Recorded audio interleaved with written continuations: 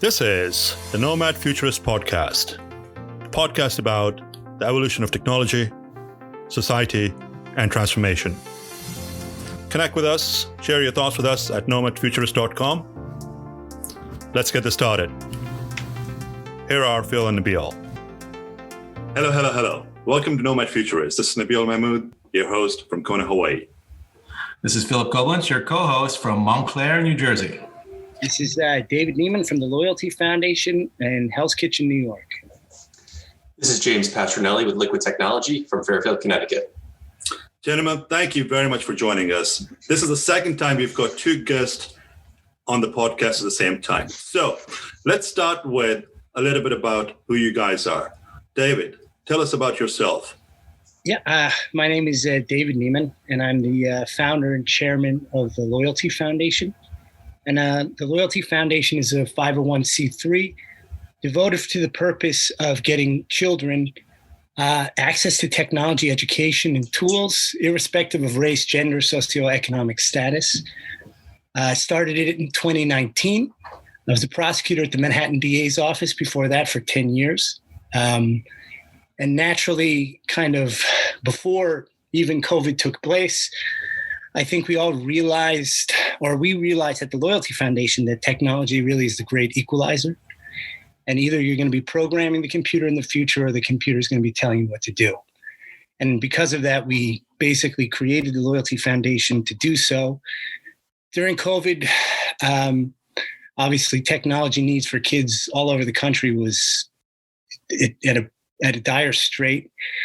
We sort of rejiggered our organization basically to deliver computers to kids. And we've done so in Birmingham, Alabama, Flint, Michigan, Los Angeles, Kentucky, Newark, New Jersey, Yonkers, New York City, Florida, basically everywhere we can, usually through partnerships with food banks, shelters, and community-based organizations.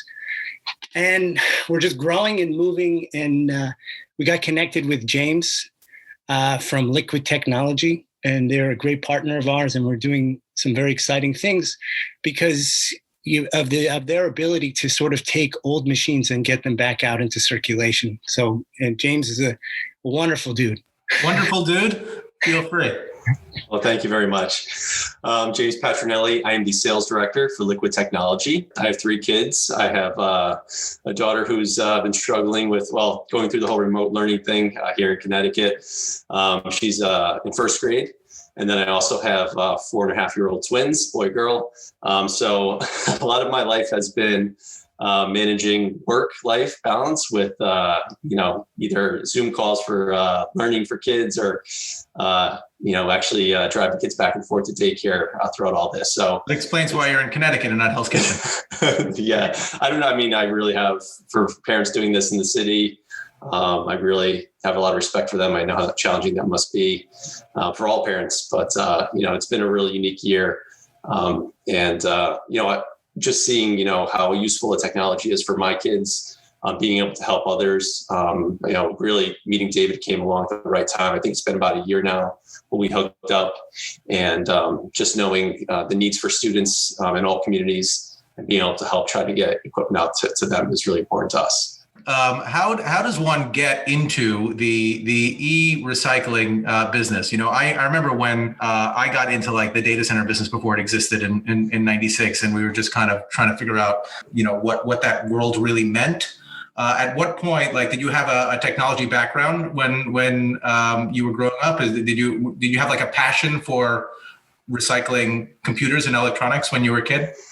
No, I don't know that anybody did, because it really wasn't a thing. I mean, computers have been around since the 50s and really readily used, I think probably in business, maybe mid 80s, definitely in the 90s. But there's really never any technology recycling industry, probably until I would say late 90s, early 2000s. A lot of companies just use scrap metal recyclers, but nobody actually thought about what was on the hard drives. Nobody thought about, the toxic components of technology. So really what happened was, the industry kind of had to start regulating itself. And those regulations really didn't come into place probably until the early 2000s with Basel Action Network and ISRI. starting up to 2 certification programs, e-Stewards and R2. And then also for the media destruction, there really wasn't any oversight until about, I'd say, 1994 to 1997 when Need kind of stepped in and started looking at this. But in terms of me, I was a management information systems major at UConn. Got out of there, but I really didn't get into technology until, I'd say, probably in 2004, 2005, when this industry really started taking off. I had an opportunity and I thought it would be a good fit. And I really liked what, the idea of, still working with machines, computers, but also the sustainability factor of it. So share your story as to how you got into the recycling element of the information technology. It was honestly, I didn't know it was an industry. I took a sales job at a technology company, and it just happened to be selling companies on remarketing their secondary hardware. And part of that was, remarketing the excess technology, providing the data destruction services. But then the ancillary service was, recycling things that couldn't be reused. So over time, I was really focusing on the resale of the hardware. And then as companies kind of realized, the shift in a lot of people's minds was to become more sustainable over time. People started more and more thinking about the actual recycling portion of that. And that's when all the certifications were born. And so it's kind of already in the industry, but we kind of changed our philosophy in terms of putting the secondary hardware out there more to really the compliant recycling of everything. So it just kind of was a natural progression over time. So it makes all the sense in the world, like where the computers come from that you can then, repurpose and give to children. I mean, what a marriage made in heaven. I assume then, obviously, that David, your background is all technology all the time. I mean, it's just computers from an early age, right? Yeah. Well, I think technology came to me sort of by force in some regard. First of all, as the world has changed, from I remember we were using the dot matrix printers and DOS shell and those type of things, but into college when you had the word processor. But technology is really, it's just like every part of our lives now. And it's, the people say technology is the future. It's almost the past at this point. It's been here so long. When I went after college, bounced around and did a bunch of stuff. But then when I wound up going to law school, I wanted to help people. That's why I went to law school. And I thought that being a lawyer was a great industry and a great thing to do, and had great potential. And then I was going to be a public defender actually in San Diego. And then I wound up getting the job after many interviews at the Manhattan District Attorney's Office. So I couldn't really pass it up. And then I worked doing just regular street crime. And then, everyone had a phone. So every case became a digital and forensic investigation, from murder to, anything. Everybody had a phone with them or a computer. By the way, I think that's the first time in podcast history that murder has been mentioned on our podcast. So, if anybody was asleep, murder. If you don't look into the computers, then you don't find the information, and it's all, and there's just such a wealth of information, and it connects us so much, and there's just constant the need to look into that stuff. I did cybercrime investigations. I wound up catching a Russian hacker by the name of Vadim Polyakov while he was in Spain, who defrauded StubHub out of $3 million. Led an investigation to capture him in Spain while he was on vacation. And after that, I worked at a tech company. And really, at this tech company, I saw all these young engineers, and mostly white male engineers, who basically had unlimited earning potential and unending jobs, right? Opportunities. They didn't have to work on Wednesdays. You don't look at them cross-eyed, or else they're across the street at the next company with more stock options and what have you. So I put my son in a coding class, right? My 9-year-old son, who is dealing with all this remote learning like everybody else, I put him in a coding class. And I was very excited because he goes to a very diverse school in Manhattan. And I was very excited to go pick him up. And I found that there were only young white kids at the class who were the only ones who were able to afford to pay for this extra class. And I was like, that's not going to work. That's not a future that is is equitable. That's not something that it's just going to leave other kids further and further behind. And that really was so where the concept of the Loyalty Foundation came in. It's like, let's just be straight. The future is technology, right? If you don't have access to technology, you don't have access to the future, you're just going to be further and further behind. So that was really the concept. And this was pre-COVID. And then when COVID happened, it was just like, honestly, there was a flood of attention and people really got behind our mission. So much so that we were able to just really push really hard to get computers to kids. And it really was motivating people. So I constantly am just trying to drive the price of computers as low as possible. And so one of the things is if we don't have to buy the computers, I was able to purchase refurbished Chromebooks at a very low price, about $100 a piece at the beginning of COVID. Then the price spiked as the need went all over the place. So constantly we weren't built for what we wound up doing. So we didn't have the money. So we were literally running down the street, begging for money as we were doing these programs. Tons of volunteers, tons of people who've donated their time to just make this happen. And then we got connected to James and to Liquid. And the thought of driving the price down and getting donations or people returning their computers or upgrading their systems, it was just sort of like a match made in heaven. And one of the things when you do something like this is you get to work with people you like, right? And James right away, and all the people at Liquid were just into it. They're just like, they gave additional things to do. They donations from them, donors through them to us, as well as, so technology sort of has kind of engulfed my life. But honestly, I don't really love technology that much. I hate social media. I don't like, I use technology. I do everything that is necessary, but I would not call myself a tech person or particularly proficient. But I do think that it unlocks the door to many opportunities, and all kids need to have the ability to go wherever they want with it.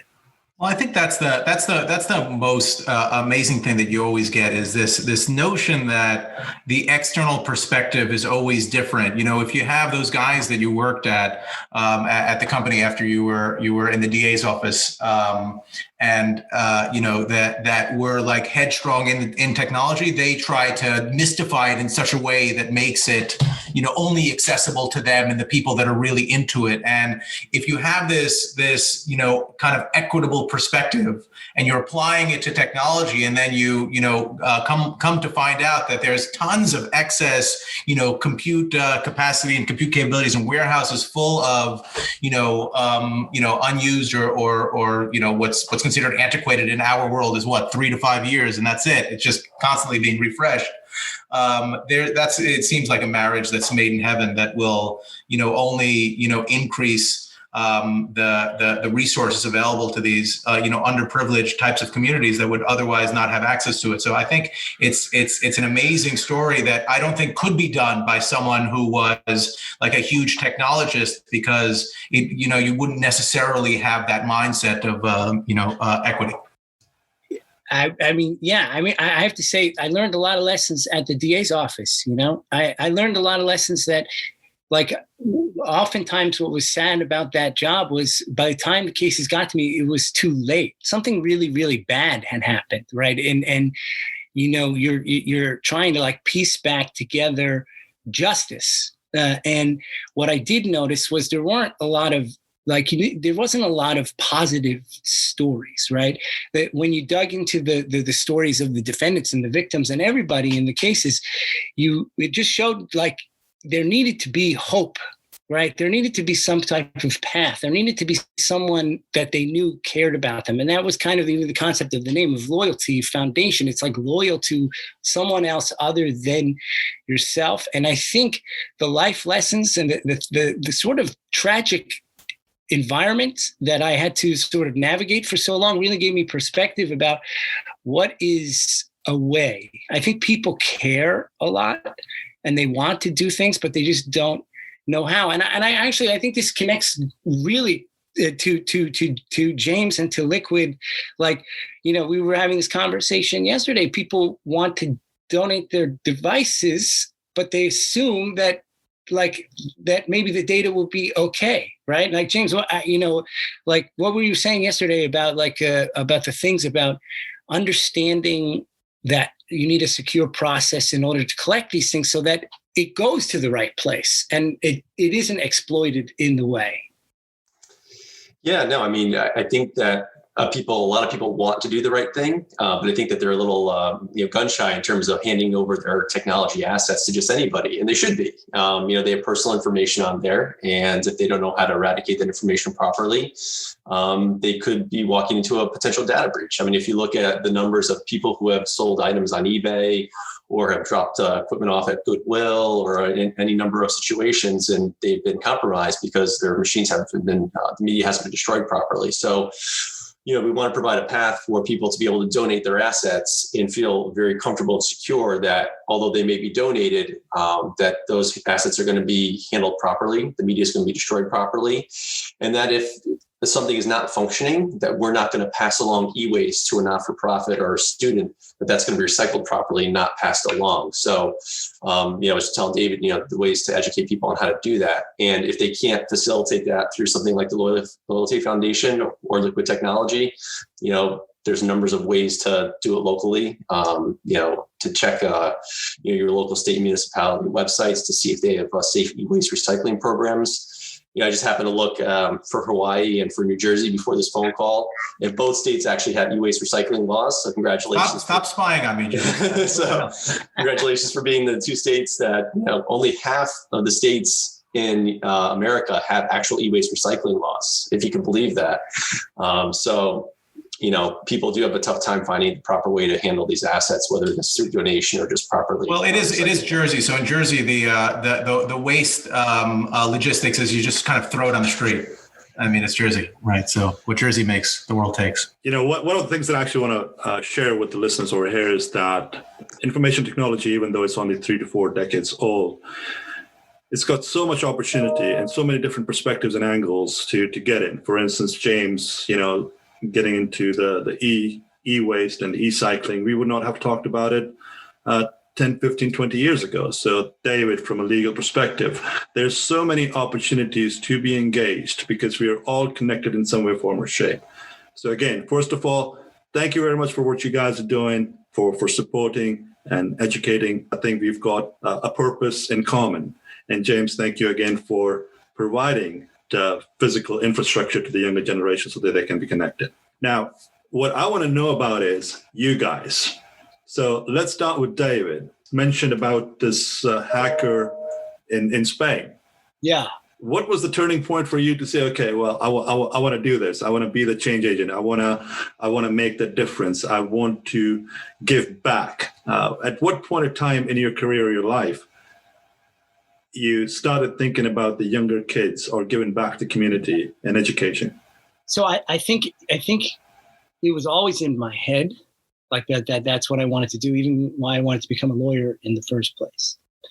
And then when I worked at the DA's office, it was very much to help people, especially youth, I think that being a prosecutor sometimes, some of my most proudest moments as being a prosecutor was releasing people who shouldn't have been arrested.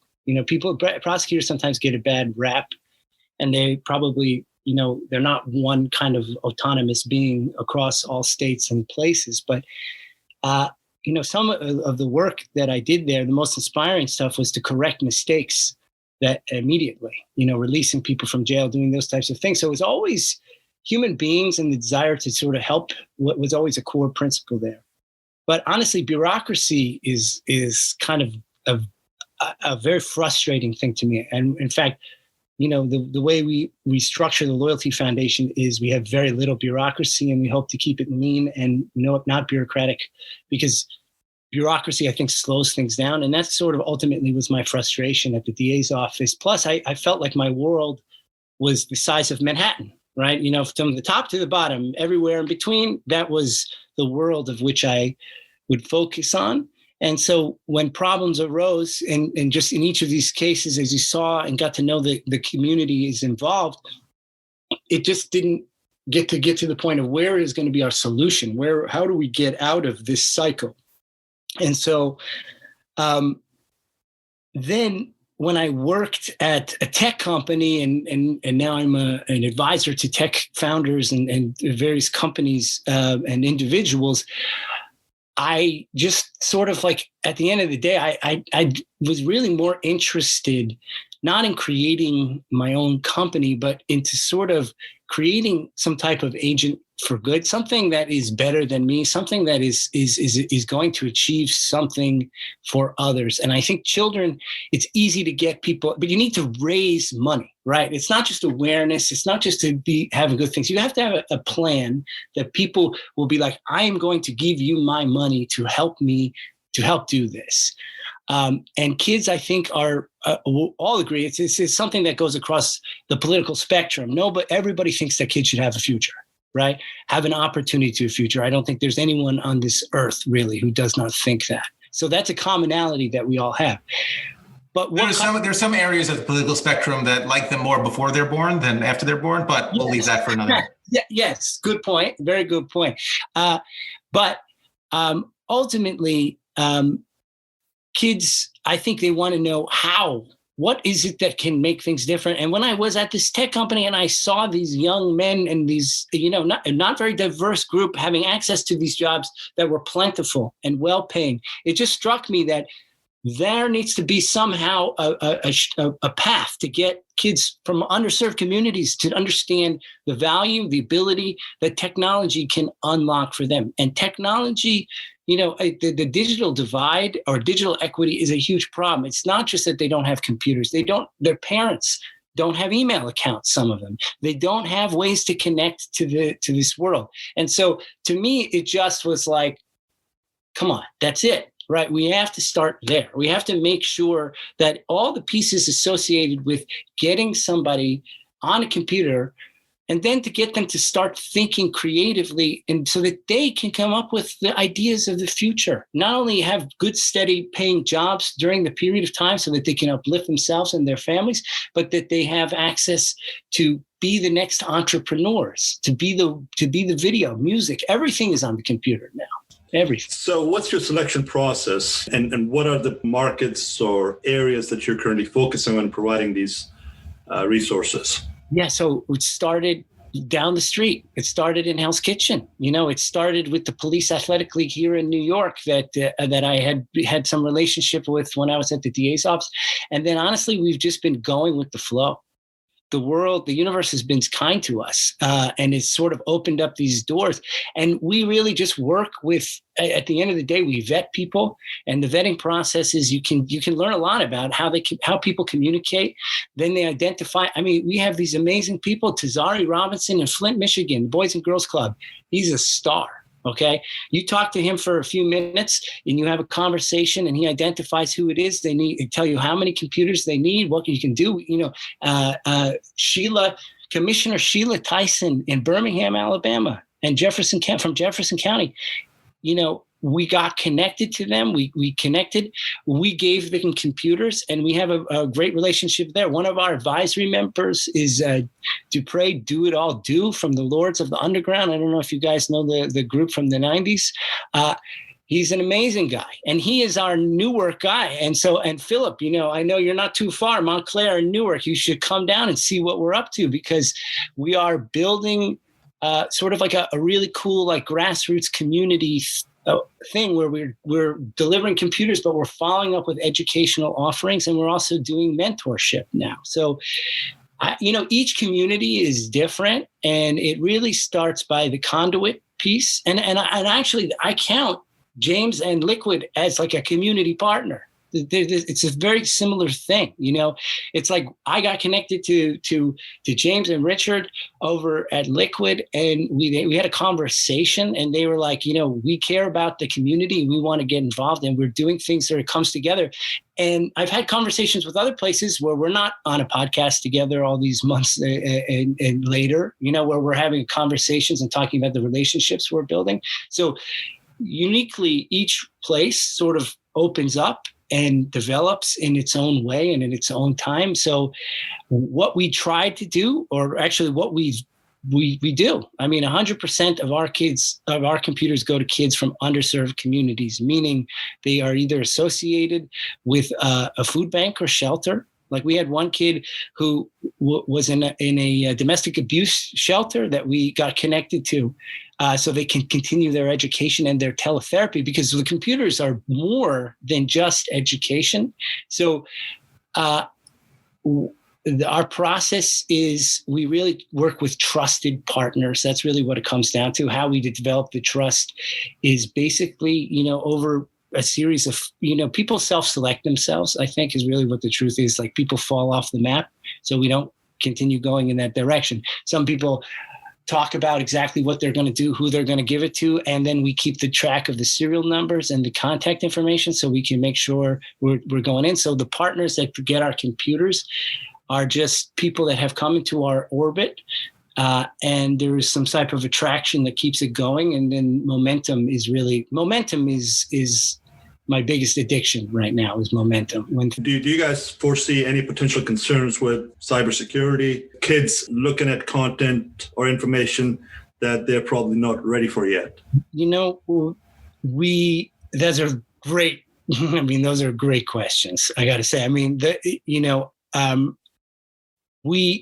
the content that they look up, they're getting Google Chromebooks, okay, because they're the cheapest thing. All right, they're getting refurbished Chromebooks. So the universe is a little bit more narrow. When the kid gets the computer, it's his or hers. It's for them to do what they want, and I don't. I think technology is super important, and people should be able to access what they want to access, and it's for their parents to sort of just to take it from there. I mean, if somebody is going on to places that they shouldn't go, I guess, I'm impressed that they're navigating technology. That's happening. So congratulations, that part is succeeding. But I think we just leave it at that. We really. We were having a conversation recently about whether we should, there should be some requirement that they attend one of our courses or something. And I think we don't think that. We want people to access technology in the way that they want to. And one of our kids wrote a fantastic ramp. I mean, it's really high quality, and I'm blown away. I mean, stuff like that really, if we limit them where they go, then we limit them. So I think we just want them to do what it is. And you know what? If we're not going to let a few bad apples spoil the bunch, like we need to go and let it organically happen. I totally understand, and I think it's a great initiative, right? There's no doubt about it. The audience, this is catered towards. The parents do not have that skill set or the education, or potentially not even the interest about the kids' future, privacy, or content that they should not be accessing at a very young age. So that does pose a concern. I think too much information at an early age and kids being sponges could be distracting. It could lead them in the wrong path. Yeah.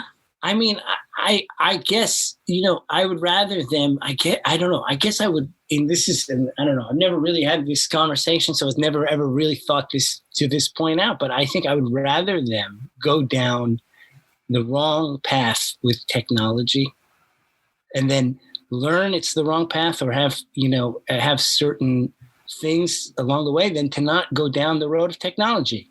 I don't know. Well, I guess one of the questions is, you don't want to make it, you don't want to make a requirement of them to, have to take a class or whatever, because it only limits, the scale. But is there some process by which, whether you have one or you've ever thought of one, where you can kind of, I know you mentioned taking down the serial numbers and all that, where you can, fairly consistently follow up with them to, at least give them the resources once they get acquainted with technology to be able to kind of expand their horizons and keep them on the right track to a certain extent? Yeah, well, we do other programs, one of which is our Gaming for Good program, where we teach kids to make games on Roblox Studio. So what I like about that program is it teaches them something creative, something that they already like, which is games. It also gives them more of an entrepreneurial mindset because once they make their game, they can market it and sell it. So we have a gaming for good program. We also have our coding program where we teach basics like Scratch and those types of things. But we have our Open Minds mentorship where we bring, people who look like them to talk to them about their paths, like Dupre, for example, who I brought up before, Do What I'll Do. He talked to them about, the rap game, the world as he sees it. What's amazing to that was, and those were to teenagers, right, at the Police Athletic League. So it was a very interesting. So I think, Nabil's point is good. But just like all of the communities that we work on, we rely on our local partners to play a role in stuff where we can't be everywhere. We can't be in Birmingham. We can't be in Newark. We can't be in all of these places simultaneously. We have trusted, vetted partners in each of those places. We follow up with educational offerings for them to continue with if they want to, and we give them this concept of community mentorship. But individually, where they go with each of their computers, one of the things we're also doing in Birmingham is we're teaching the parents to help teach the kids because many of the parents don't have access to technology. So we're going to do courses where we're going to teach the parents how to use Google Classroom so that they can help teach their kids. So it's like the digital divide problem, digital equity is just, it's so massive for many reasons. It's not just the computer or the device. It goes into many, many different areas. And we try to be a trusted community guide partner, someone they know they can rely upon. We don't really, it's not all about numbers and statistics, which I think a lot of philanthropy is sort of off base a little bit. Like, it's important to keep data and analyze it, but it's not the sole driver. Kids receiving the computers and the things that they have created and the pathways that are set up for them to go through in the future is, even just telling a kid that, somebody you've never heard of before from a place, that you've never seen cares about you. And here's a computer from the Loyalty Foundation. And there is such an organization that cares about you. It really makes a difference. And this is a process, we're not so old, we're pretty young and we're growing every day. And and there are things that are interesting in each community. That's the other thing. Each community is different. It's not like one plug in, here, put in this disk and that thing and everything is the same. Every single community is different. One of our communities in California with Human Rights First, we have to put our educational programs into Spanish. We're doing tutoring and teaching English as a program. We're helping them learn how to speak English, which is, we have an amazing teacher and an amazing program that we're evolving, but every single thing is just totally different. Well, that's outstanding. Well, I'm glad you're able to do that, and the intentions are right, and the heart is in the right place, right? It's just a matter of creating that level of education for both the parents and the younger generation. So, yeah, thank you again. I think you found your purpose. That's phenomenal. I feel like it. I do. Yeah. So I can speak from experience. I could have used those parental classes for getting kids on classes. So let me ask you this. And this is really for both of you. I have to imagine you started this thing pre-COVID 2019, when obviously there was always the need. This digital divide has always kind of been prevalent. Obviously, the haves, get all the fancy toys, and the have-nots just don't. In general, but obviously that has been significantly exacerbated by the pandemic and e-learning and telemedicine, and just everything is being done remotely. There, for in many of these communities, there is no access to some of those, in-person things that the kids might have been doing. So they're just, either twiddling their thumbs at home or that digital divide has been significant. So, how did that, I know we touched on, the fact that it's made your world, crazy because you just have to find, you have to get more computers into more hands. But, specifically how, what happened in March of 2020? How did that work? No, so, we just, we had a small in-class program at the Urban Assembly. We were teaching our Gaming for Good program. We had, very few kids in it. And one of the kids did not have a computer. That's it. So it wasn't even our plan. We weren't doing computers because it's a massive undertaking. Amazon is not doing it. With, all these massive companies that have incredible resources, they're not doing it, right? So what we did was one of our students didn't have a computer. I was able to find a place to purchase a refurbished Chromebook for $100. So I was like, okay, we moved money around in the budget to go buy the computer for the kid, and we bought him the computer, and he was so happy. So he was on our program, and you could not lose the kid. He was in every class doing everything, pushing hard and amazing. Then when I realized the price of the computers were so low, I was like, I think people would do that. And I put out sort of like a plea on LinkedIn, and someone gave us $2,500 actually. And I then bought 25 computers with it. And I sent him the information. I was like, look, you 25 computers. We reached out to the Police Athletic League, our partners, and Rising Ground, which is another organization here in New York. And then I was like, how many kids don't have computers? And then it was just like everybody. Right. And, everybody, even though and so then we started buying computers and started doing it. And then it just one community after the other, and it just going. And then that's exactly how we got connected with James. I was like, we don't have so much money, we need to figure out a way. Can we actually get computers refurbished, or can we get people to collect? So I was thinking conceptually, let me go get computers. And I've made a plea, and I've got computers, but I'll tell you what happens is people kind of give us sometimes stuff that's not unusable, right? They clean out their closets of stuff. So that's sort of a reality that came into my world. And that was when I started talking to James and Richard and the amazing team at Liquid.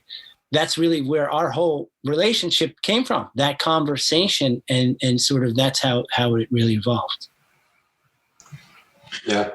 And, so we started this conversation, and unfortunately, it was right around, obviously, when COVID started, and David has a need for computers. I have a lot of clients with computers, but nobody's in their offices, and all the computers are either in Manhattan and nobody's there, or Chicago or San Francisco, or their laptops were taken home and they're going to be used for the foreseeable future, and these individuals aren't going into the office. So we kind of changed our approach, and we talked to all the clients who were liquidating their data center infrastructure.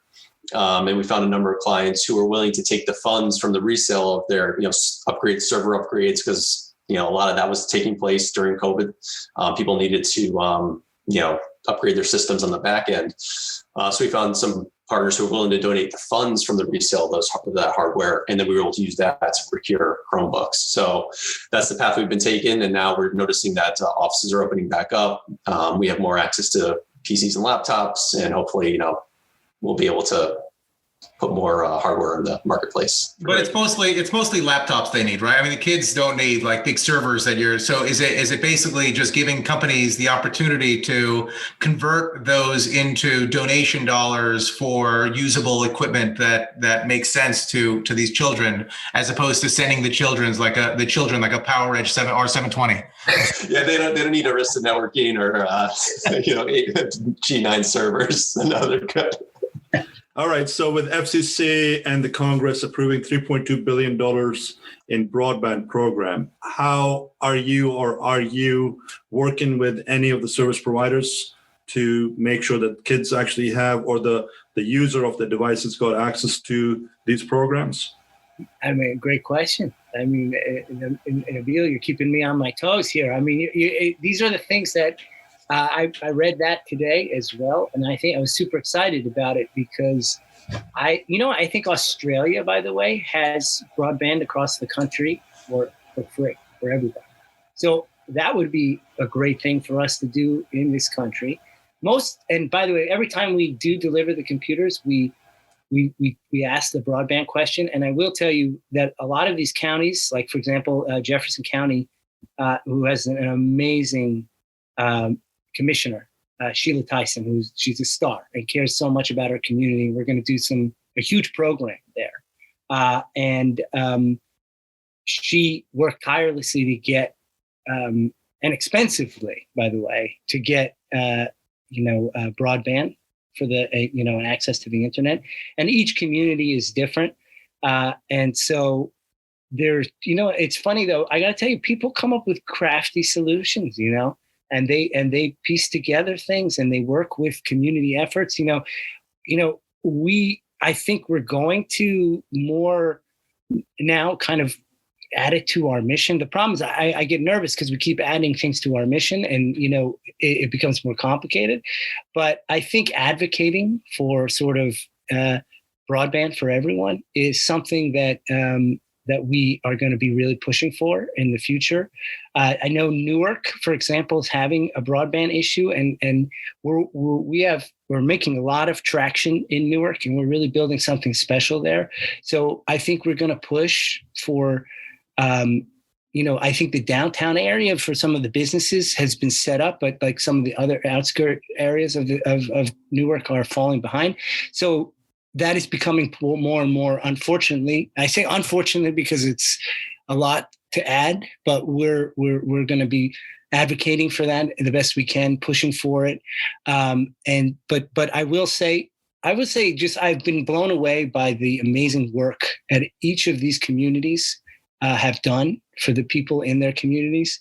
And it's really inspiring to work with them. So it's like you talk to these people who are like hustling to get food to, these communities are, we started with food banks and shelters, and they were, and because we knew also if kids were going to them, they probably didn't have computers, and that was correct.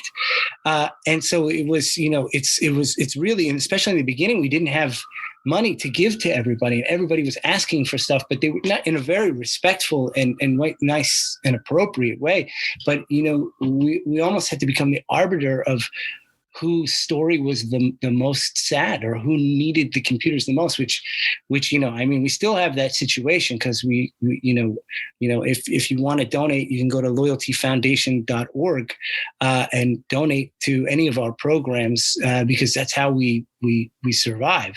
And so we just want to give more and more, but I will tell you that many communities have figured out the broadband issue but are paying for it, which is very, very expensive. And many are still suffering. So I think it's something as a society that I think can really come together and agree that I think we're in the 21st century. Like let's get it together. I think that's the problem. I think the problem is that, people take for granted the ones that have internet access in the major cities, the elitists in Hell's Kitchen and Kona, Hawaii,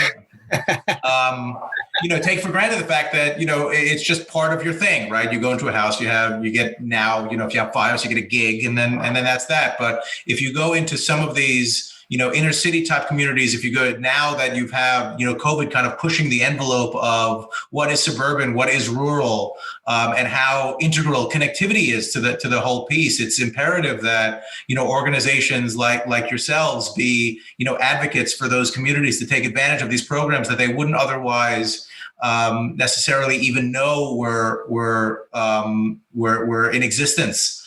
And that it becomes a whole level of advocacy that is like absolutely imperative to making it usable, because there's nothing more useless than a computer without connectivity is a paperweight or a coffee table. Yeah, absolutely. And I think you guys are doing a phenomenal job with bridging the gap that's been created, whether the digital divide or the digital literacy for that matter. So thank you and kudos to you guys for taking the initiative. James, you're in the sales position. How's that affected what you do for a living? And where do you see things in the next year or two? Well, we've been talking to all of our clients throughout COVID. Many of them just basically told us, in terms of our corporate infrastructure, not much is going to change. They're going to be working from home. Most of our clients, and we work with across all verticals because, everybody has technology, but most people are staying at home. And if they are going to be going in, they'll be, scattered and starting, probably spring at the earliest. So, there wasn't a lot of opportunities for, working with them on the corporate IT side. However, we are seeing a lot of companies that are downsizing their space. So maybe if they had remote locations throughout the United States, you're seeing some of that scale back. So, they'll be closing down offices. There'll be opportunities for IT infrastructure liquidation through there. They're also kind of changing the way that their offices are going to be structured. So what we noticed right off the bat is a lot of people getting rid of their physical phones. People are moving to Zoom calls and using headsets as opposed to actual physical handsets on their desks. So you're seeing those kind of small changes in people how are going to approach IT moving forward. We do see a lot of clients that are kind of downsizing their remote office infrastructure, getting rid of physical phones. But then on the digital, the data center infrastructure side, a lot of people are putting a lot of money into that. They need to support more people remotely. So we're seeing a lot of activity there in terms of build outs, upgrades, and things like that. So I would expect that to continue. All right. So do you think that there is more and more encouragement for people to actually work from home or work from anywhere based on the conversations that you're having? Honestly, I don't think people are skipping a beat. We work with a lot of people in finance. I know that the CEOs of the major banks are pushing to have their employees back, but people forget, a lot of their talent works, in the suburbs. They're commuting, a minimum 2 hours a day, sometimes 4 hours a day, and people are finding time to use that time to work, but at different times. So it's people are, you hear people are working as much or more, but it's still a better work-life balance. So I think you'll see a lot more remote workforce. And if not, those who do have to go into their, corporate headquarters, it won't be, an everyday type of thing, I don't think, anymore. Yeah, so I actually kind of tweeted something regarding what the Goldman Sachs CEO said. There is this mindset of measuring your performance. But he is a DJ. He is also a DJ. That's so true. that counts, right? Yeah, but there's this mindset about measuring your performance and success by the number of bums in the seats or the cars in the parking lot. Aren't we at this juncture where we've actually proven that digital transformation and the concept of digital transformation has worked, whereby it's time for a workforce transformation and a business transformation? What are you guys' thoughts on that? Me personally, my sales team, we used to work all together every day in the city. I feel like I spend more time with them, talking to them now, whether it's Zoom calls or just on the phone and having more in-depth conversations. And they've all, kind of moved in opposite directions, moved outside of the city, either short-term or long-term. I have reps in New Hampshire, Boston, Chicago, upstate New York, Florida, San Francisco, and we haven't missed a beat. I feel like the technology's there and, they're able to communicate with their clients on a real-time basis anywhere in the world. So, for us, it's been seamless and it's been great. So I don't see why other people can't replicate this and continue it moving forward. In mankind's defense, they didn't really have much of a choice when COVID started. I will be the defender of mankind, just in case anybody is wondering what role I'm taking in this conversation. But I think now, one of the things we say all the time on the podcast is that, everyone's home has become mission critical. Everyone's, internet. I have multiple internet access lines coming to my house because essentially I become a paperweight. If that internet line goes down, if my power goes out, we're talking about installing, a whole house generator in the summer because, if we lose power and connectivity, that's it. There is no alternative anymore. So, I think to a certain extent, enabling people's homes has made it so that we can, go back into this, to use an overused word in our world, this hybrid approach where, you can determine when it's necessary to be in the city, when it's necessary to travel, and be a lot more thoughtful and prioritize those things in a way that you just simply weren't able to do even, a year and a half ago, notwithstanding, forget about, 5 years ago, 6 years ago, before Zoom was a thing and before, video conferencing was, accessible to everyone, including children. So even now, I think if you take schools as an example, and kids having, snow days and all that stuff. And some of it is helpful for, just the mental condition of being able to play out in the snow. But now, kids are going to be enabled once they go back to school to not have to make that binary choice of either you go into school or you don't. If there's some extended disruption that requires you not to be able to go to school, now you can find a way to continue a learning environment at home in a way that it wasn't even a thought that was a possibility a year and a half ago or 2 years ago. I think that what you're saying, or what I'm hearing and what I've been feeling since COVID, is that we were a little rigid in the way that we approach the way we work, the way we act, the way we communicate, all these things. We were struck in a structure. I mean, even the concept of a 9 to 5 workday to me is overly structured.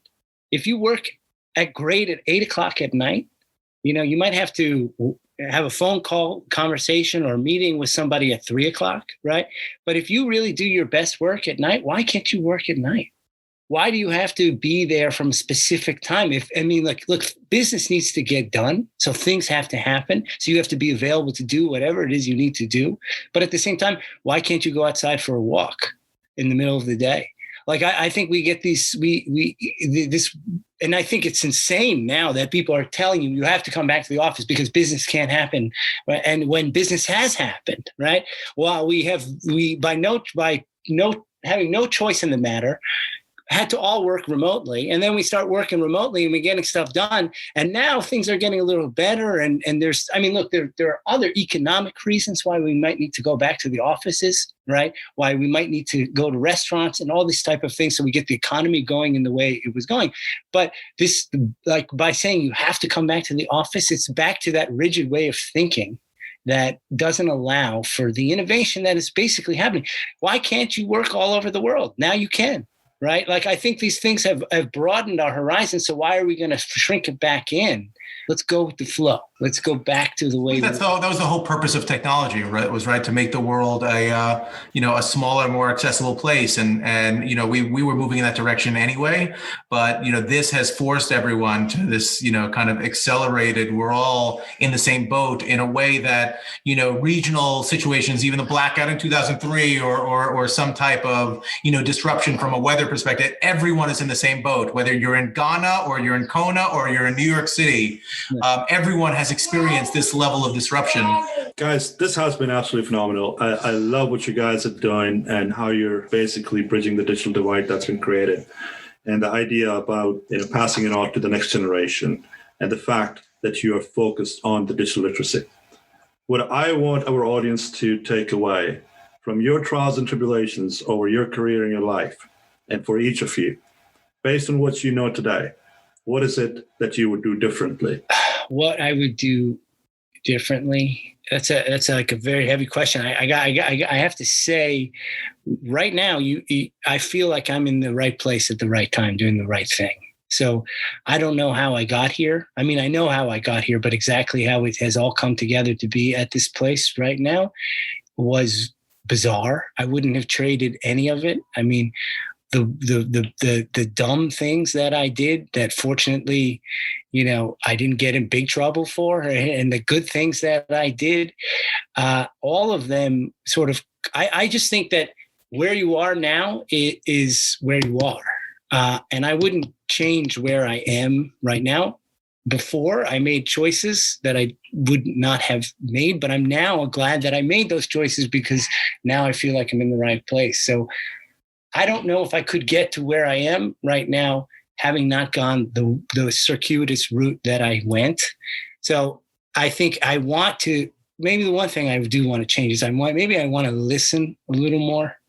I feel like I have a lot to say and I'm saying, and I'm talking a lot, and there's more even to learn by listening more. And I think that's probably what I would say. I don't even know if I answered the question, but that's sort of. I'm actually like, this entire, the whole podcast, platform is unique to me, which is why I speak more than I ask questions. But I'm always reminded of that Larry King phrase of, I never learned anything when I was talking. Yeah. And I have a hard time heeding that advice also, but I guess it's good advice for the next generation.